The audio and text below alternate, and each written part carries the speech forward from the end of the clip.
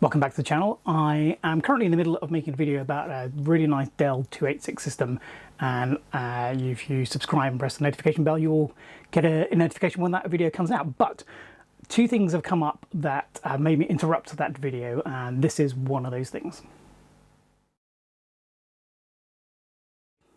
Like a lot of collectors, I peruse Facebook Marketplace quite a lot, and an item caught my eye when I was flicking through. It actually wasn't very close to me. It was actually in London, so I had to go and get this one.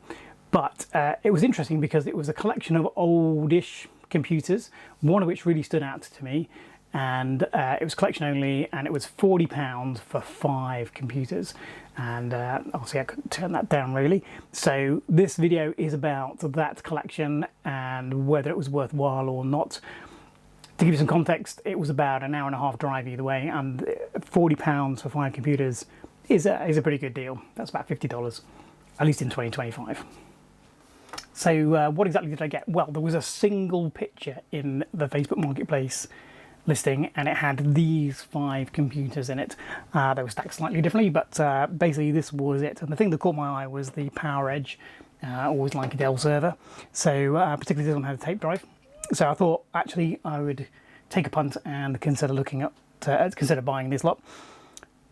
I was quite keen on some of the other Dells as well. As you may have seen from my other videos, I've got a bit of a soft spot for Dells, so the fact these two were in here as well was interesting. Got the small compact Dell business machine, which is slightly less interesting because it's a bit too new. And then there's this custom case with a very large power supply button, which I know nothing about. So that's what I got for £40, except it wasn't, because I also got this, a bin bag full of stuff. I haven't opened it, I don't know what's in it, and also this, a box, a mystery box. So when I went to pick it up, these are all came as part of the same lot. Now, when I picked them up, I also noticed there were some problems, which we'll see when we look at the machines individually. So let's crack on. Let's have a look at one of the machines at a time. Let's start with a less interesting one. Okay, so what is this? This is a Dell Optiplex 745, and this is the small form factor version. It is tiny. It's about the size of, should I say, VHS recorder. It's like a DVD player size. It's not ugly. It's not attractive. It's kind of typical business from Dell machine in that it's pleasing on the eye, but not shattering. It's not designed to wow people from a consumer point of view. It's supposed to be practical from a business point of view. And the best way of looking at these from my point of view is that it's a laptop in a desktop case. And I'll tell you a few reasons why I say that. One is the form factor means that it's very small to the point where there's no power supply. You actually need a special power supply, an external power supply, as you would with a laptop. So, you know, that's not ideal, particularly as we don't appear to have a power supply. What else? Well, it's got a slimline optical drive, as you would in a power supply. This is, though, from the D series range of Dell laptops, so in theory, you can pop this out. It's very stiff at the moment because there's a screw in it, but you press this handle, then you can pop out this DVD drive, put in a floppy drive, put in a CD drive, whatever your business requirements were for the day. This has got a Core 2 Duo in it, according to the sticker. And this kind of model range came out just around the time of Vista. So most of these were they were kind of upgrades aimed at transitioning you to Vista, but this one's got Windows XP sticker on the front and a Windows XP COA on the side. It's grubby. It's got marks from what was probably fly poo from being stored in a garage. It's a little bit dusty, but it seems to be, you know, complete. There's no panels missing. It's not broken externally, so that's nice. On the front we've got a Dell logo, we've got a power button, 2 USB 2s and an audio in and out, and the aforementioned optical drive. In this case it is a DVD CD writer one, which a lot of them came with. That gives you the most flexibility. There's not a lot else to say really. Round the back you've got an exhaust fan for the CPU, you've got a case opening button, I presume, because that's usually blue for Dells. You've still got a parallel printer port because it does support legacy equipment in your office. You've got DVI, so no VGA, you've only got a DVI, but it is digital and analog. A serial port, again, because you're supporting those serial devices that you may have around the office, including, weirdly, serial mice. Reasonable amount of USB ports. You've got 5 here on the back and 4 on the front, 2 on the front. Ethernet, which I'm assuming is gigabit, and then you've got another audio in and out here on the back. So, can we get this open? I presume one of the sides comes off. Oh, there we go. And it comes all the way off. So what have we got inside? We've got an empty sled here, which presumably would have been for the hard drive. And it's a 3.5-inch size sled. Underneath that, you've got a laptop style fan for cooling something. Probably the chipset, I'm guessing. Maybe the graphics card, which is built into the motherboard. We've got a big heatsink here on the CPU. We've got a fan at the front and a fan at the back to give you some airflow. Another heatsink here, presumably that's the chipset one. And then you've got a heatsink here, maybe that's the chipset one. So you've got a lot of cooling inside a relatively small space, but the small space demands that you have a lot of cooling. You've got 2 memory sockets, which are both populated here. The caps look good, but we're post kind of the time where the capacitor plate was an issue, so that's not a surprise. And then we've got cables. So we've got a SATA data cable here and a SATA power cable. So this obviously was designed for 1st or 2nd gen SATA. Now, because we don't have a power supply, I can't turn it on. I can't show you any more about this. I've got no idea what the CPU is, what the graphics are, although in the bigger versions of this computer, they came with ATI X1300 graphics and Core 2 Duo, probably E6300 CPU. So that's probably something like that or less in the small form factor version. So there you are. So that's the Optiplex 745. That's all I can tell you about it because we can't turn it on. Let's move on. Okay, so what have we got next? We've got this custom-made black tower case. I've got no idea how it is. It says Pentium inside, so I'm guessing it's from the kind of Core 2 Duo era where lower end machines weren't branded with a Core 2 Duo. So I'm guessing it's from that. It's made by a company called NSS UK. I've looked them up. They were a kind of network and support company based in Milton Keynes from 1996 through to about 2014. I can't find any other information about that at the moment, but this appears to be like a custom-made machine that they sold to their clients. Again, very grubby, but it appears to be in one piece. Oh, well, it appears to be in one piece, but it says that, and the front panel slides off. In fact, it comes off completely. So, yeah, and it's looking a bit empty in there. I'm always excited to get just generic PCs because sometimes you find some quite nice components inside. I think this is going to be a complete dud because if we look around the back, it's empty. There is a motherboard in place. There's no power supply, and the elusive graphic card that I'm after, the Radeon 9700 Pro or 9500 Pro, is missing. It's one of those cheap cases where you've got this external cover to cover up the slots. So, oh, I can see a power supply inside. So although there's no power supply, screw is just lying inside, crushing the motherboard. So that's not good. There's no case screws, so this side panel is going to come straight off, I think. Except it's bent, so it's not going to move. There we go. So there we go. So we have a, I think you call that floating power supply.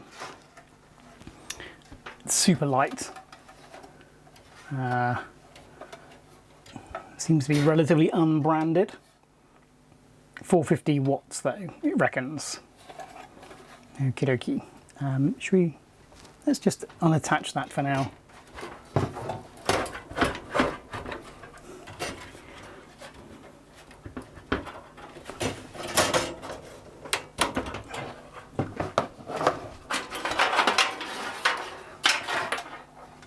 We'll test that in a bit and see if it's working. And inside we can see it is a pretty empty, cheap case. It's got lots of storage options, but it's just this very simple ladder frame, drive cage. At least the edges have been rolled, so you're not going to cut yourself on those. Actually, yeah, it's not very sharp inside, so that is possibly slightly better than I was anticipating.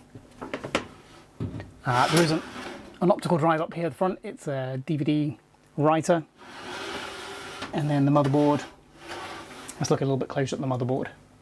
Okay, having got a better view of it, it's a BioStar G31M7TE, and it's a micro ATX motherboard. It's a socket 775 actually, and I've got a few of those, and I think they're the new retro, so I will be keeping this. I'm making a whole video on socket 775 and why it's so good. This one's populated with a heatsink and a CPU. It's got some RAM in the 2 RAM slots. There's only 2 RAM slots. You've got 1 PCI 16 slot and 2 PCI slots. 4 onboard SATA. You have got an IDE controller. It's a G31 chipset, as the name implies, and it's got onboard graphics which are Intel based. So it's not the most exciting board in the world, but actually it's not unattractive in the green and orange. G31 is quite a reliable chipset. It's not very exciting.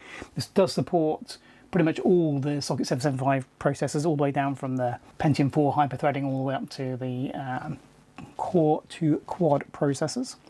So yeah, socket 775 is very flexible.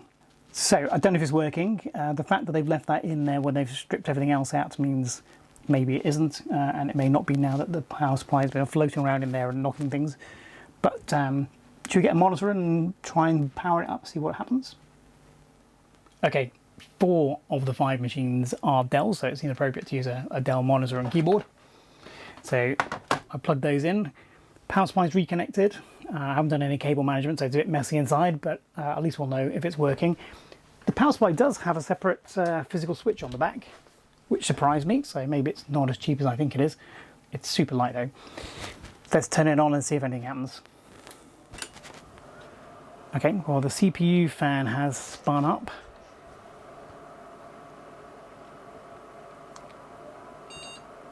Oh, we're getting something.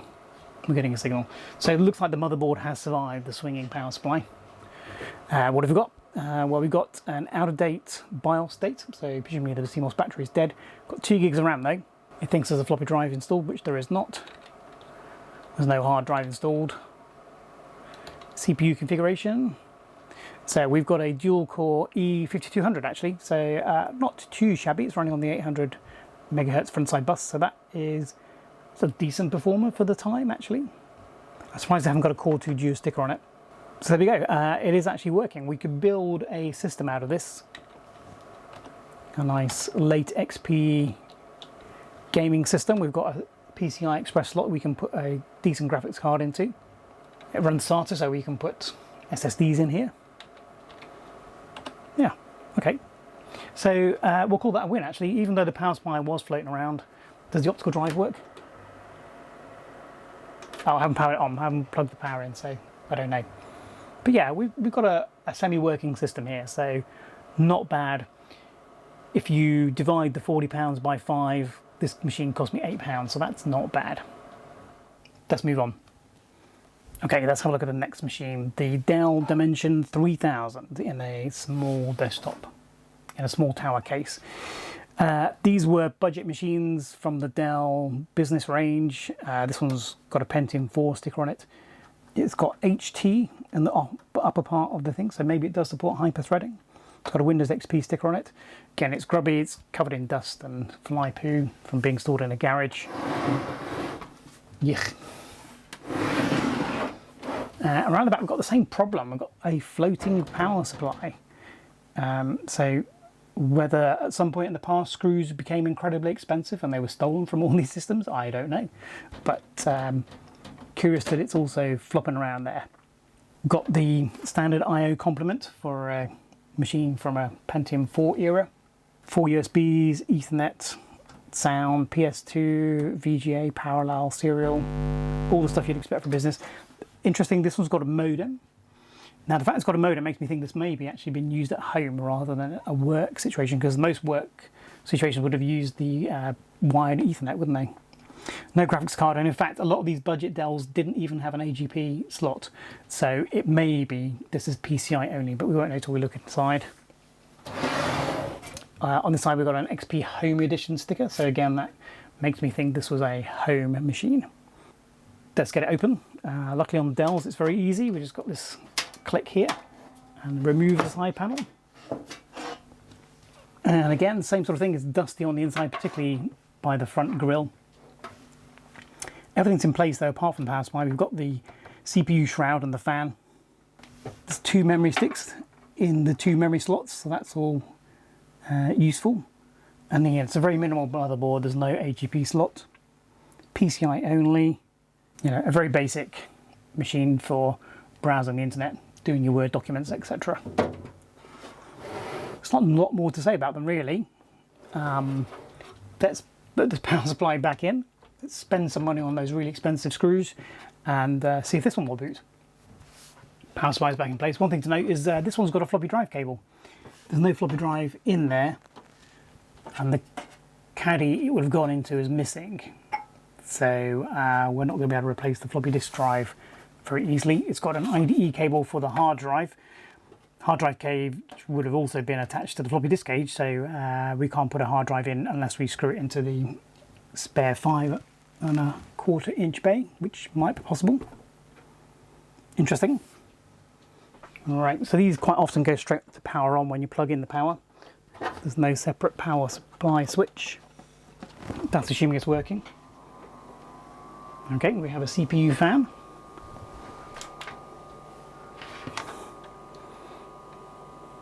Do we get a video signal? Optical drive is making a flashing light. So the power supply is probably working, at least partly. It's continuing to flash. I've got no video signal. This one may be a dud. So the optical drive tray won't open, so I'm guessing its gasket has gone sticky and sealed it shut. We can work on that later. So no beep and no video signal. Let's power cycle it and see if that makes a difference. So again, no beep on boot and no video signal at this time, so I think this one's a dud. So that's going to need a little bit more investigation as to why this one isn't booting.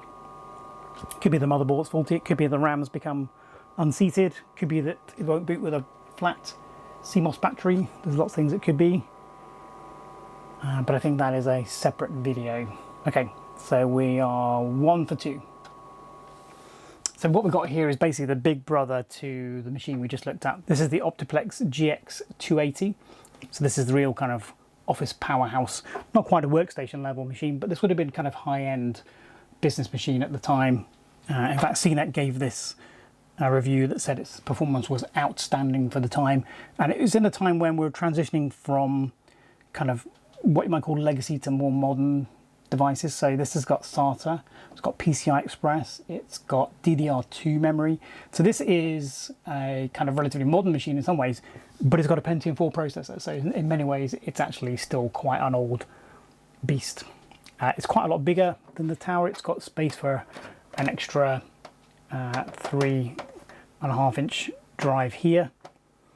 It's got a liftable front panel, and under here, rather than in the front, but under there, are connectors for USB and headphones. Having them underneath meant the cables could come out neatly through this little gap, but trying to plug things in is a nightmare. Looks like it's got a DVD-ROM drive, which will be, and CD writer. It's got a Windows XP Professional certificate authenticity on the top, as you would expect. Dirty, dirty. It's noticeably heavier than the other machine we just looked at. What about around the back? Is it good news around here? Well, it's basically standard Dell layout. Power supply seems to be in place, which is good. You've got all your legacy ports again. You've got 6 USBs and the gigabit Ethernet. No modem on this one, but also no additional graphics card. So this is using the built-in Intel video on the chipset. So how do you get into this one? Well, it's very different. You open it up like a clamshell. It doesn't open all the way up, so you can't get super accessibility, but it's quite convenient. You don't need any screwdrivers to get into these systems. So let's do that. All right, so you lay it on its side. Here there's a key lock, so you can padlock these 2 sides of the case together, and you press the buttons on either side and lift this up. Ooh, it's very stiff. I'm not sure if that's because it's heavy or just because it's very stiff. And there you go. You open it up, and here we've got 2 5.25 inch bays, two 3.5-inch bays and some more 3.5-inch bays for the internal drives. It's got some drive sleds here. So these little green bits of plastic are used for putting the drives in and out. It's a screwless, once you've got these on, it's screwless design, so you can rapidly move things in and out if you're in a business environment doing support. Let's have a look at the motherboard. Okay, here we are inside. It's not as dusty inside as I was expecting, actually. That can sometimes be a bad thing, because if you've got a business machine that isn't dusty inside, it means it wasn't switched on very much, and that means it probably wasn't very useful, or possibly broken. Anyway, as I said, we've got this transition between new and old technologies. So we've got PCI slots here, but we've also got an AGP slot here, a PCI Express instead of AGP, I should say. And we've got the SATA over here. We've all still got IDE and floppy, but we've only got one IDE connector, and we've got two SATA instead. Intel chipsets are 915, I think, from memory. No hard drive, obviously. We've got 4 RAM slots with 4 sticks of memory in, so that's interesting. So this might be maxed out. Certainly had an upgrade at some point in the past. Looking at the capacitors, they all look good. Can't see any damage to the motherboard. I think we should turn it on and have a look. See if we can boot this machine. Again, another sign that we're in transition here is that there's no PS2 ports on this machine, so I had to change to a Dell USB keyboard. So again, let's put the power supply in. I think it will spring to life if it's going to work at all. I can hear a CPU fan, and it's just gone off. Probably a bad sign, but let's just try that again.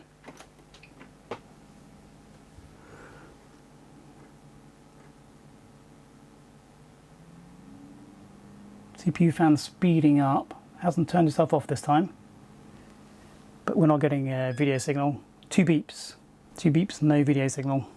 Let me just check that I've plugged in the correct VGA cable. Nope, I plugged in the video capture cable, so there we go. We have got a boot. Copyright 2004 Dell Optiplex GX280 series.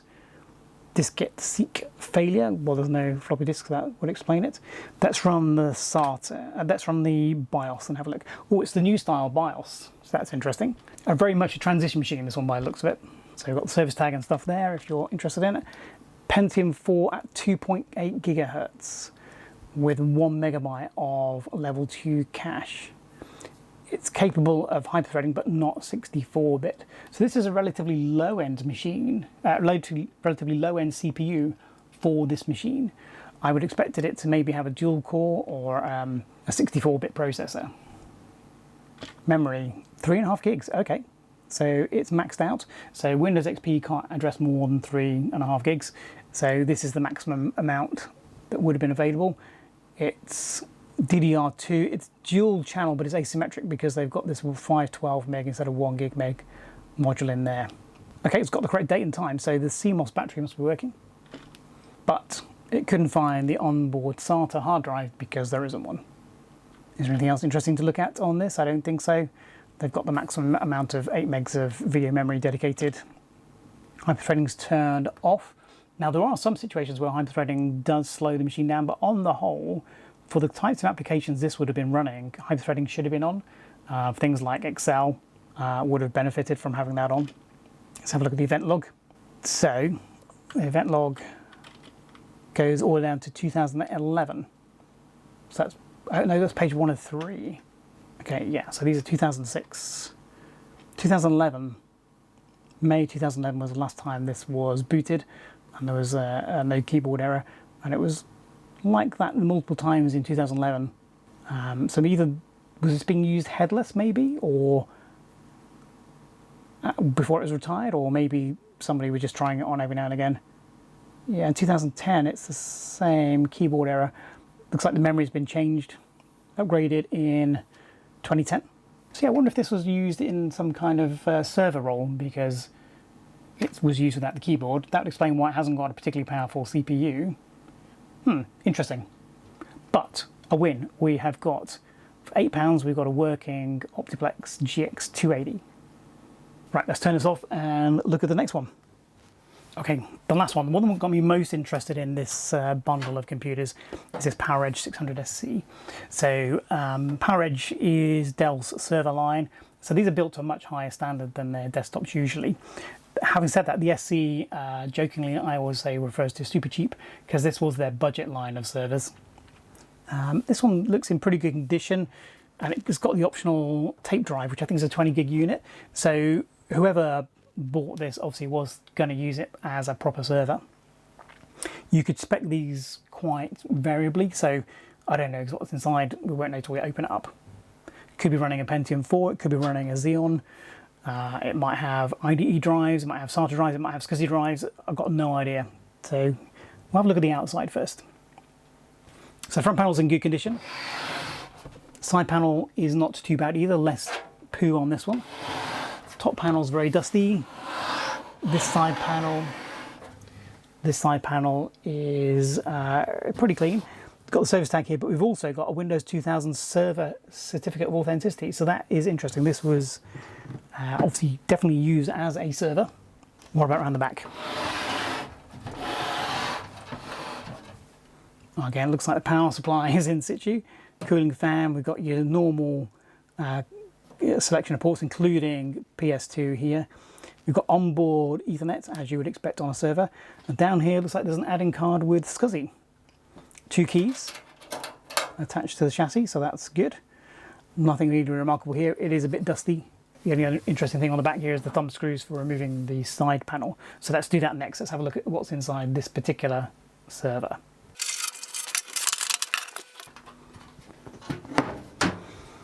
So on the inside of the side panel, we have got some information about the machine, about how to service the system fans, how to install expansion cards, and a layout of the motherboard showing where the expansion slots are, etc. Interesting and potentially useful. So here we are, this is the internals. Interestingly, there is a hard drive in here, I think. We'll have a look at that in a moment. We have got a SATA cable, which is unpopulated. Got another SATA cable, which is also unpopulated. Now SATA, I don't think is native to the motherboard. So yes, there's an add-in card here with the SATA cables. It's got 1, 2, 3, 4 64-bit PCI X slots and a standard PCI slot. Interesting cooler on the CPU. It's a barrel type. There's 1 stick of memory in the 4 memory slots. It's a very tall memory stick, so I'm guessing that's an ECC one. We've got some loose cables here for power. Big extraction fan on the back. Power supply seems to be in place, as I said. And let me just move this so you can see. But we do have floppy drive, optical drive, but we also have a hard drive installed. So there may be an operating system on here. Interesting. I'm guessing there isn't though, because the 2 SATA cables that were obviously put in to support extra drives, they are not there. The hard drive that is in there is not IDE, by the way. It is running off this SCSI card. There are some IDE connectors here on the board. So you've got an IDE and a floppy, and then you've got 2 more IDE. So you could run this system completely off IDE if you wanted to, in terms of hard disks. Is there supposed to be another caddy here? Because I can't see where you'd add loads more hard drives. I think so. Look, there's a screw there. I think there's a caddy that should be here for more hard drives. I'm being stupid. This SCSI hard drive is not a hard drive at all. It's the tape drive for backup. So no hard drive in this system. So what we don't know is whether we've got a Pentium 4 or whether we've got a Xeon in there. Be interesting to find out. It's a low-end machine, so it probably has got a Pentium 4, not a Xeon. But the fact they put a tape drive in there means they weren't completely restricting the budget. Let's turn it on. So again, being a server, it may power on as soon as I plug the power in. Let's find out. Not in this case. I have got a power LED on the motherboard though, so that means the power supply is probably working. Let's switch it on.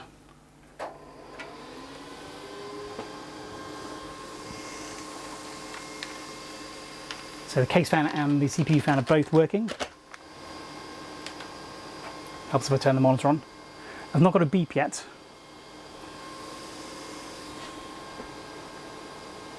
Checking the floppy disk drive though, so something is happening. Plug the wrong VGA cable in again. Right, so keyboard failure, invalid configuration, run setup. One 2.4 gigahertz processor with a 533 megahertz bus. It's probably a Pentium 4. It's only got 12K of cache. No hard drive found. So silicon image 3114 SATA RAID, that's that add-in card. There's nothing attached to that. And then this is the Adaptec SCSI card, the 39160. That was a really common card in servers of this time, running the tape backup. And it's a archive Python 06408, running at 80 megabits per second. So let's run setup. Right, interesting. So it's not accepting the USB keyboard. It probably wants a PS2 keyboard. So let's power it off and change that over. Okay, we're going to get a proper screen full of information this time. So if you're buying a KVM for one of these machines, you need a PS2 one, not a USB one. So it's PowerEdge 600 SC, A07 is the BIOS version. Let's go into the setup. Got to wait for the other BIOSes to finish this first. Get PS2 keyboards working. So you probably can't see this very well because of the reflection, unfortunately, but it is a Pentium 4 running at 2.4 gigahertz. The CMOS time is wrong. It has detected the floppy disk correctly. We've got 512 megabytes of ECC and RAM, which is what we thought. And the video memory, they've dedicated 8 megs to that. You can probably change that. Nope, that was dedicated. So no hard drives, but it has recognized the unknown device, which is presumably the optical drive. So I'm not sure what this one here is.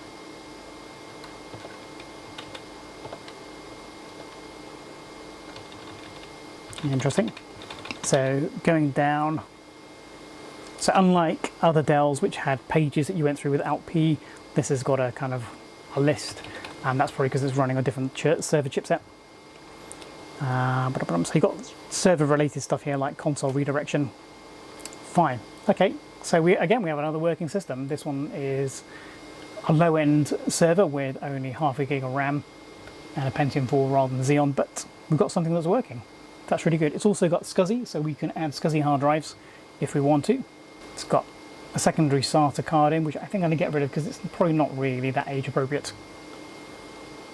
Nice. So we're 3 for 4. We don't know about the mini Dell because we haven't got a power supply.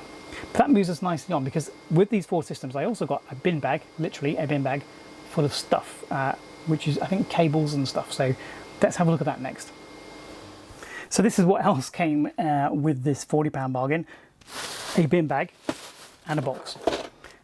Let's do the box first, just because that's easier. So I haven't really looked in this. This is the first time I've looked in it properly. I glanced in it at the time. I picked it up just to find out what was there. And we have an empty protective cover, and it looks like we have some add-in cards and some memory.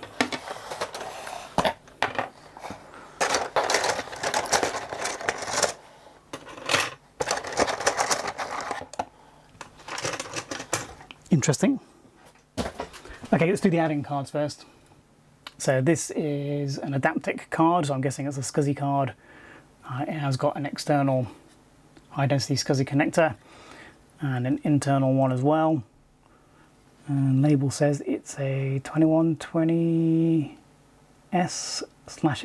megabytes. So this must be, in fact, a RAID controller, because it's got some onboard memory. Heatsink, which is slightly offset, which is interesting. I don't know anything about this card. I do know it's a 64-bit PCI card though, because it's got these extra connectors on it. So that's probably quite a high performance SCSI card, probably RAID. I don't know if you need a special harness to make that work. There's an extra connector here, that's probably for a battery backup, I'm guessing, in case of power off, and then it can flush the RAID memory. So whether this is a proprietary connector, whether we need to find a special cable for that, I don't know exactly. I'll need to look into that. But that's a nice to have. I'm guessing that was in the SC at one point, or destined for the SC. And this other card is also a SCSI card. This one's got different connectors. This is a previous gen SCSI. It's LSI logic and LSI U80 ALVD. This is only a standard PCI card. don't think it's got any onboard RAM.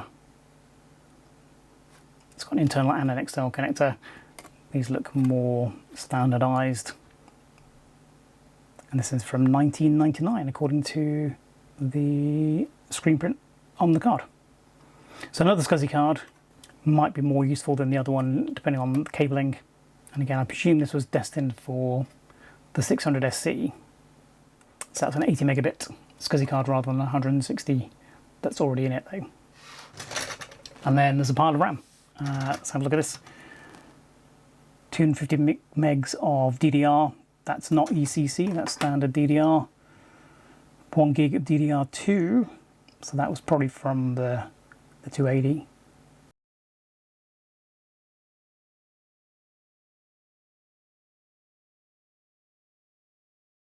So some interesting memory there, definitely useful, not bad, essentially for free. So I presume they were originally in this bag.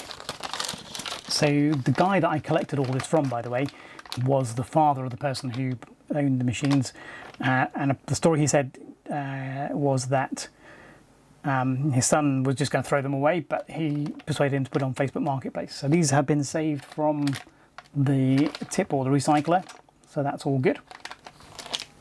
It's a bag, and I don't know about you guys, but I'm always a bit reluctant to look inside bin bags that have been handed to me. I think this has just got cables and stuff in. Oh, that feels like it might be a keyboard. So again, I haven't really looked in here. I presume it's some cables and keyboards and maybe mice from some of those systems. Let's have a look.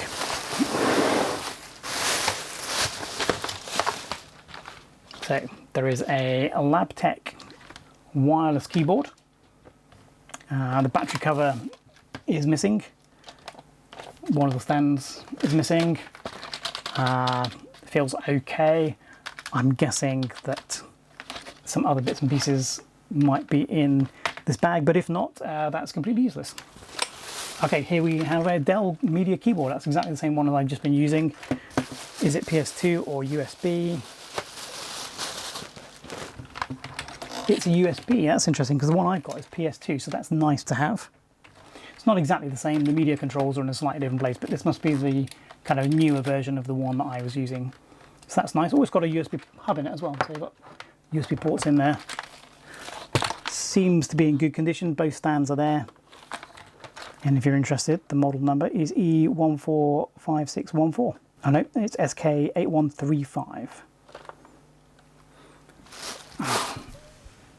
I'm going to kick myself because I've just seen something. I think if I'd known it was in this bag, I wouldn't have bought another one. Let's get that out.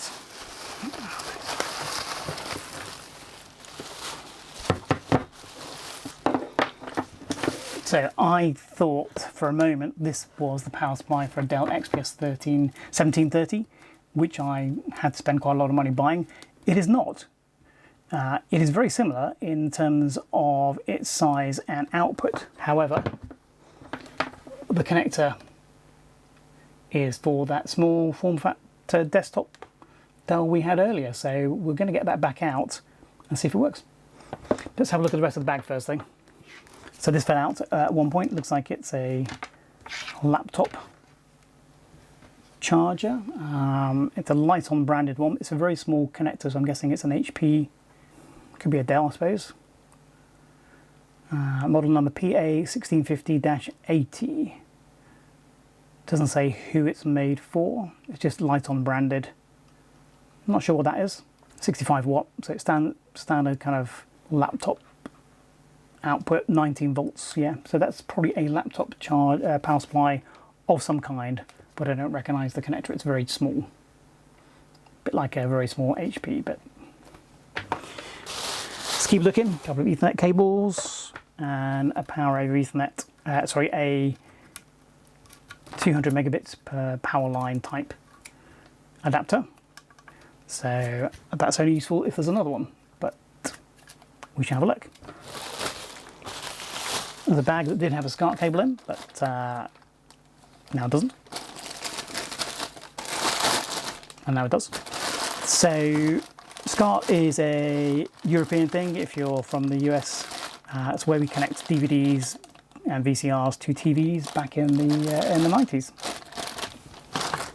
Not that useful at the moment. I'm just going to tip the whole thing out because at this point everything else is kind of interwound.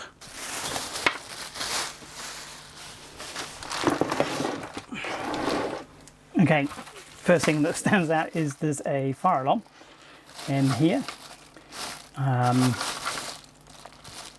Don't know if it's working, I don't know if it's not. It's been put in a bag though, so maybe somebody thought they were going to use it again.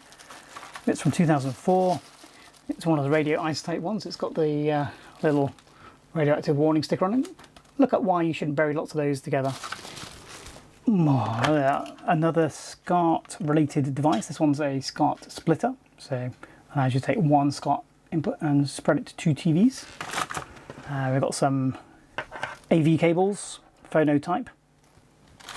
There's a mouse. Oh, it's a Microsoft mouse.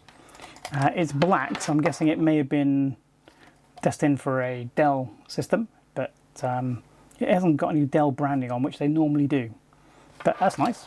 Little Microsoft laser mouse, USB.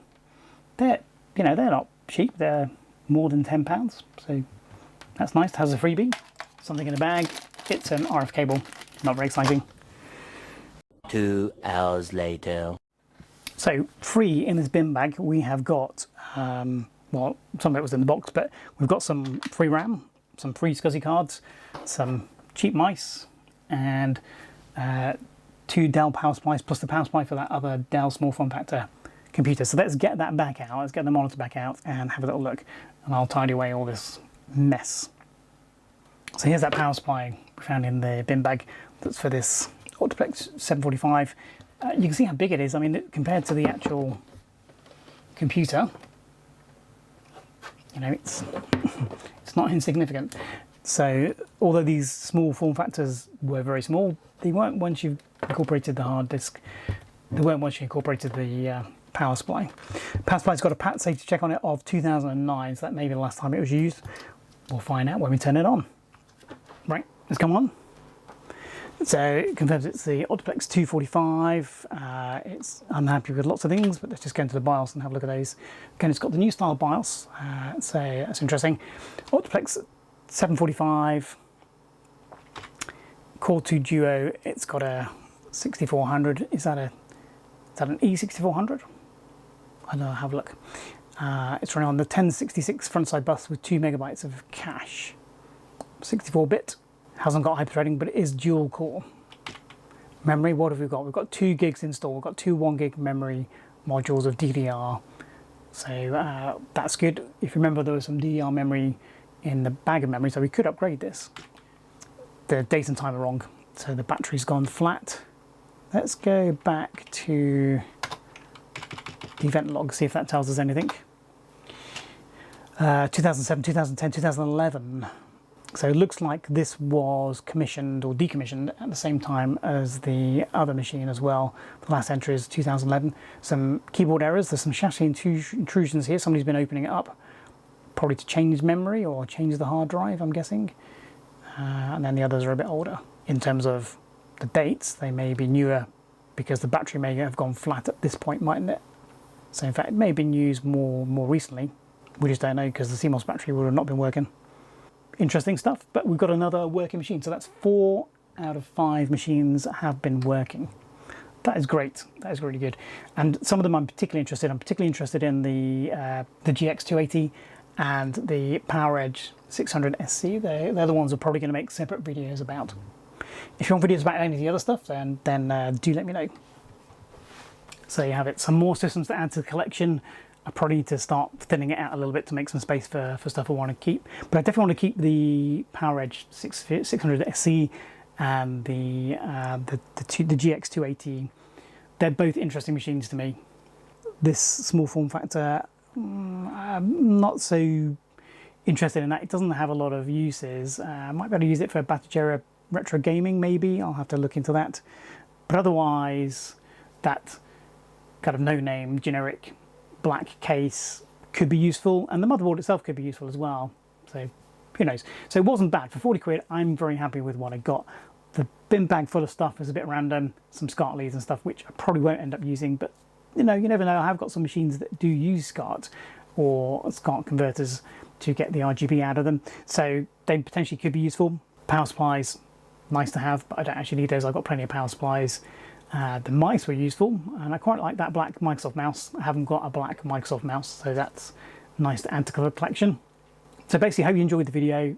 Sorry I interrupted making the other video for this, but it just seemed like the right thing to do, particularly as I need to get rid of this stuff into storage so I can free up the space for more interesting stuff. Talking of which, very interesting video coming up next about 2 other things I managed to pick up on eBay that may or may not be working, but it's definitely worth a watch.